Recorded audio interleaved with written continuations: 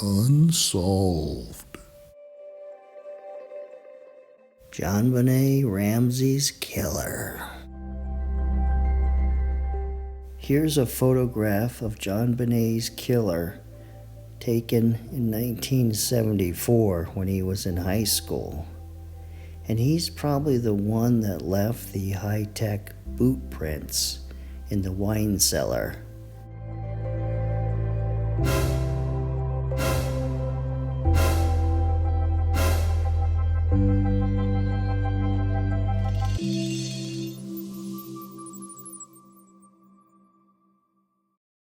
Jesse was born on January 21, 1959, which would have made him age 38 on the day that JonBenet was murdered. His mother was named Doris, and she was either a single mom or this was during her first marriage.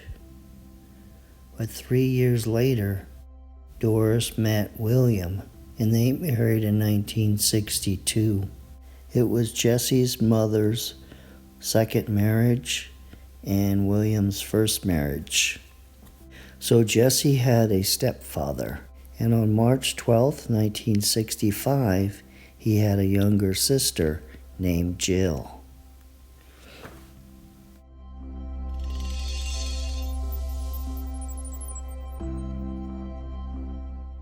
On December 26, 1974, a very unfortunate event occurred. Dorothy and her friend Jill were walking home to Jill's grandmother's, Mrs. Jo Ballou, from Mount View School playground. The girls noticed a car driving around, and they wondered why he kept going around the block. This man stopped and asked if we know a Judy, and the girls replied, "No, we know a Jody." He stated he was from Nebraska, and he didn't know his way around, and would the girls get into his car and show him where Jody lives. The girls told him they had to be home, but he said, "You better get into the car." The girls did, at this time, get into the car. He then asked the girls if they wanted to go for a ride. Both girls said no, they had to get home, that Jill's grandmother was a worrier. He said, "Well, you're going anyway." Then he drove into some field where there is construction. Both girls were riding in the front seat of the vehicle, and Jill was sitting close to the man, and Dorothy was on the outside of the seat. He asked Jill if she would trade places with Dorothy, but Dorothy asked her not to. Jill asked why he was so interested in Dorothy. She's only 10. Then he stopped the car, and Dorothy tried to get out of the car, but he shut the door and wouldn't let her out. At this point, he molested Dorothy. Dorothy at this time does not recall what exactly took place. She said it was like she was asleep. But after, and they were on their way home, he told Jill that she must promise not to tell anyone what happened. He told Dorothy he was sorry and he knew he shouldn't do what he did, but that he liked little girls. Now this is Jesse's little sister, Jill's, account of what happened. Jill stated, "Man stopped and said, 'I'm lost. I don't know my way around, and I'm looking for Judy's.' Jill said she knew a Jody that lived near her grandmother. He said, 'That must be it. Why don't you get in and show me?' The girls didn't want to, but he made them get in the car. He turned the wrong way from the grandmother's house. When the girls told him this, he said, 'I'll have to turn around.' He then asked if they would mind if he got some cigarettes, and they went right past Francis Street. Then Jill said something is wrong, and she was scared, and she said, "I'll stop at the 7-Eleven up here," but he drove right on past. Then he stopped in front of Albertsons, but he had cigarettes, and then he drove on, and Jill said she was getting sick, and he asked her if he wanted to get out and get some fresh air, and he and Dorothy would drive around. Jill told him she think that was a good idea, but that he had better hurry and get her home. While they were driving around, Dorothy tried to jump out of the car, but he stopped and wouldn't let her, and she was crying and frightened. Now, this whole incident was quite traumatic for Jessie, for Jill, and her parents.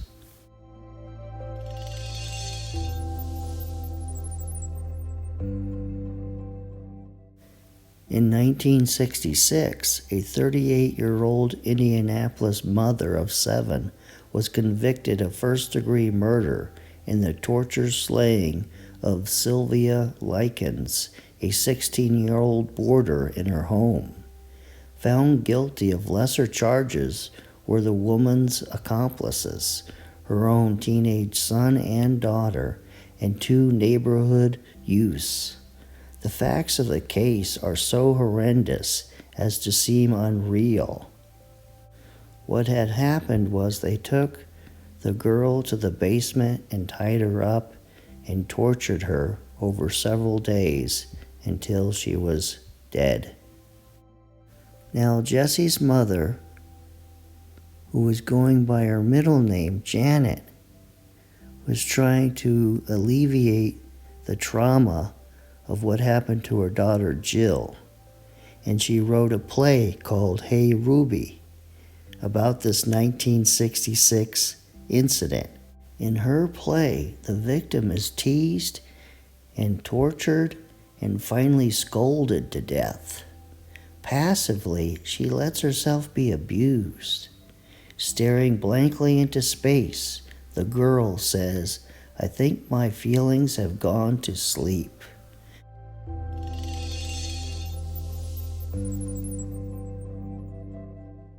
This is from the Ramsey's book, Death of Innocence. John and I usually had a family Christmas party a few days before December 25th. One year I had gotten one of the richest department store Santas to come and entertain our guests when we lived in Atlanta. That became a tradition. We would invite our close friends and their families. Santa would show up and knock on the door. Now, after they moved to Boulder, Patsy was at the Pearl Street Mall, and she saw a man playing Santa, Bill McReynolds. He was Jessie's stepfather and the husband of Janet, who wrote the play, and the father of Jill. And he took a great interest in JonBenet.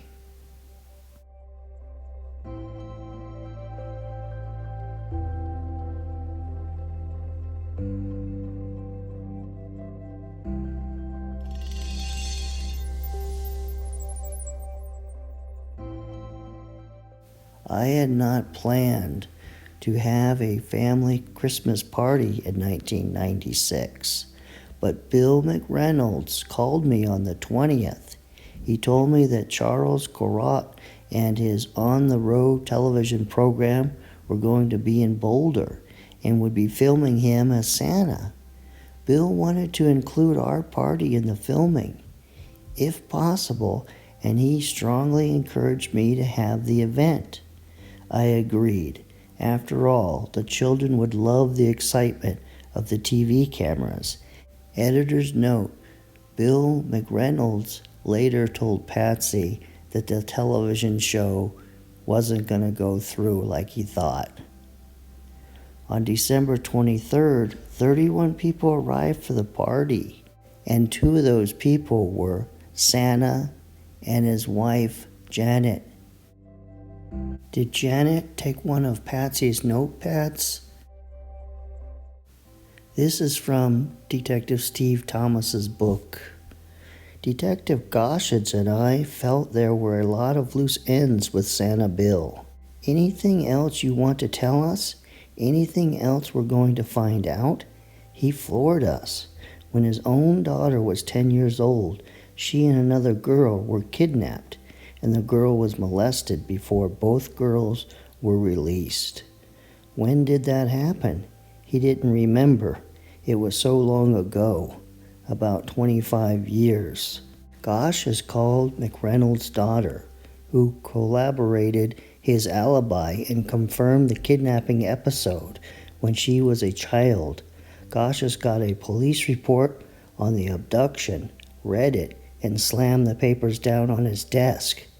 The kids had been snatched on December 26th, 1974, exactly 22 years before the murder of JonBenet.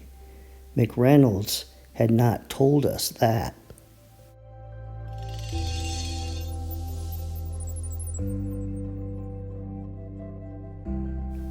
At the same time, Bill McReynolds, who had been Santa Claus at our family Christmas party, was becoming a suspect. On the day before Christmas, JonBenet had spent a good part of the time playing at her friend Megan's house. During this time, JonBenet told Barbara, Megan's mother, that Santa Claus was going to make a special visit to her after Christmas. Barbara told JonBenet, no, Santa Claus comes on Christmas Eve. Tonight is Christmas Eve. Santa comes this evening. JonBenet had repeated, no, Santa told me that he is making a special visit to me after Christmas, and it's a secret.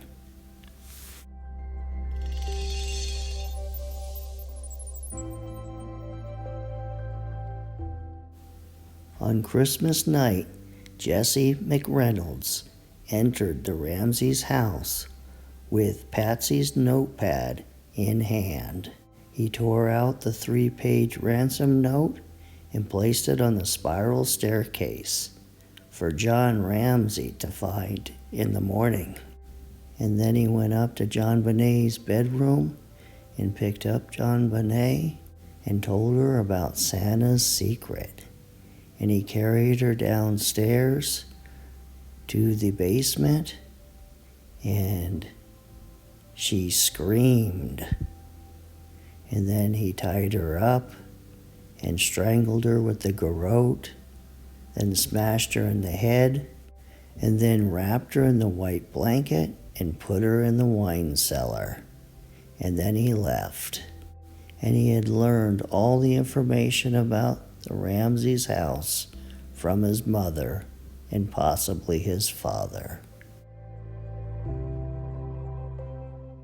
Well, most people believe that the ransom note is the key to solving who killed JonBenet.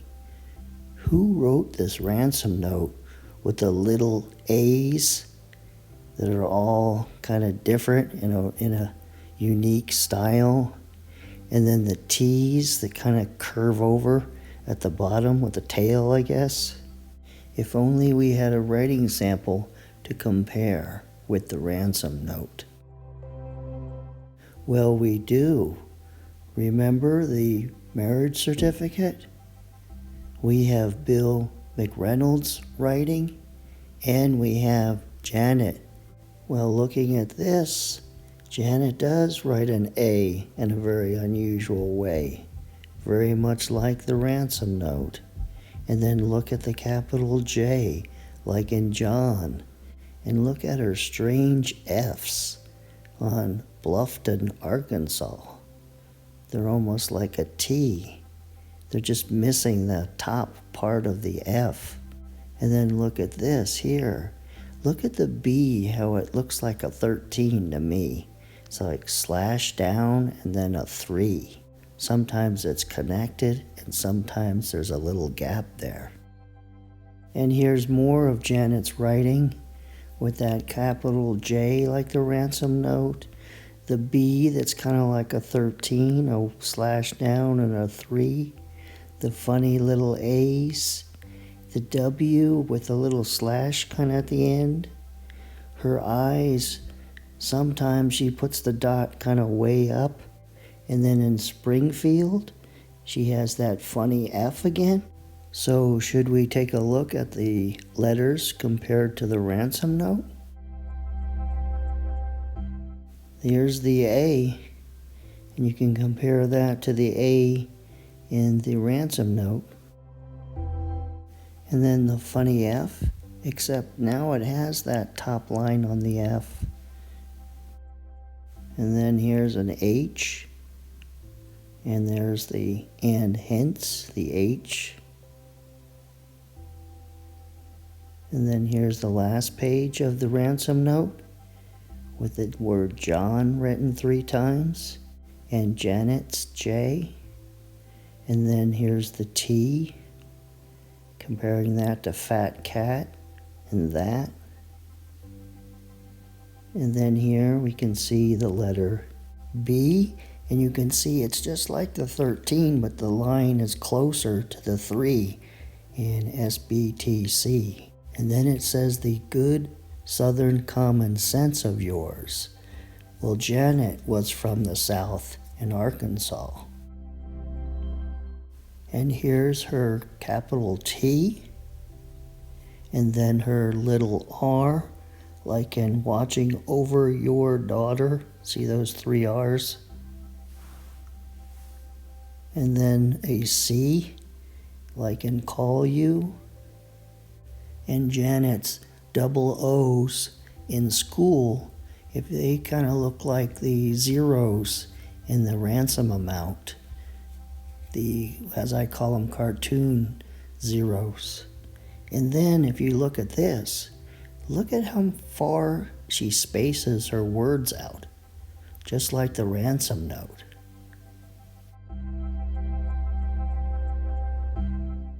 The Rocky Mountain News reported Sunday that police re-interviewed Bill McReynolds, who played Santa Claus on December 23rd, and his wife Janet, and collected the samples from them last week. They were also interviewed February 7th. JonBenet, 6-year-old beauty queen, was found slain in the basement of her home December 26. She may have been sexually assaulted. Police are interested in the couple because of 2 parallels to the Ramsey slaying, the newspaper reported. On December 26, 1974, the couple's 9-year-old daughter was abducted with a friend and witnessed the sexual molestation of her friend. No one was arrested. Another parallel is that Janet McReynolds, 64, wrote Hey Ruby in 1976, a play about the sexual assault, torture, and murder of a girl whose body is found in a basement. Bill McReynolds, 67, said he had nothing to do with the killing and said his wife could never be a suspect. He said his daughter's abduction and his wife's play are just coincidences. In my heart, I know there's no connection, he said. Anything that I would say would sound suspicious. The couple told police that they went to bed at 8 p.m. on December 25th. JonBenet died sometime between Christmas night and the dawn the next day. They've always said they're doing this for the purpose of exclusion, Janet McReynolds said. Editor's note: on Christmas night, the McReynolds had a little party and had their son Jesse over to their house. This passage is from Detective Steve Thomas's book. He, Jesse, had come home from the Christmas party at his parents' home, had a drink of scotch, swallowed some powerful prescription drugs he took for depression, and gone to bed alone, not awakening until late the next morning. Jesse McReynolds, now 38, had botched a $113 gas station robbery in Arizona, during which he forced the clerk to move from point A to point B, thus the kidnapping charge. And while living in Nederland, near Boulder, he had some other scrapes with the law. According to CNN, an original prosecutor on the Ramsey case claimed that Bill McReynolds had given JonBenet a greeting card, later found in the trash bin of the Ramsey home right after her death, with the cryptic message, "You will receive a special gift after Christmas." They further reported that McReynolds' wife, Janet, who, with her husband, also attended the 1996 Christmas party at the Ramsey's mansion, dressed as Mrs. Claus, had, 2 decades prior to JonBenet's death, written a play which briefly made it to the off-Broadway stage in New York City, in which a teenage girl was molested and murdered in her home's basement. Suspicious? Very suspicious. However, the McReynolds were officially cleared, again via DNA analysis, which is certainly not infallible, of any involvement in the crime. By trauma victims is related to repressed feelings of rage and resentment regarding what was unfairly done to them by others, unrelenting need for revenge or retaliation against the perpetrators specifically, or perceived stand-ins for the original perpetrator, or against society in general, and sometimes against God for allowing this traumatic experience to have happened to them.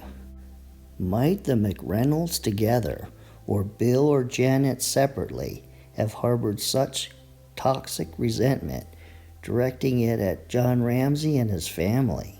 If this was in fact not an accidental death at the hands of John, Patsy, or Bert, as some insist, but rather murder in the first degree with malice and premeditation, as the grand jury evidently suggested, whomever deliberately committed such an evil deed was most likely motivated, at least partly, by anger, rage, embitterment, or resentment, and a cruel, sadistic desire to inflict immense suffering upon the Ramsey family, and perhaps upon John Ramsey in particular. As you probably know, William Bill McReynolds, Santa Claus, died on September 2nd, 2002.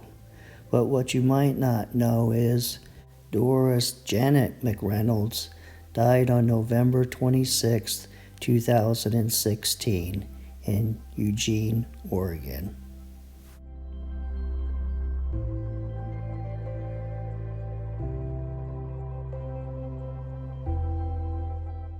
Well, this ends this episode of Unsolved, and the reason that I'm pointing the finger at Jesse is because he has a criminal record, and there's more information to find out about him.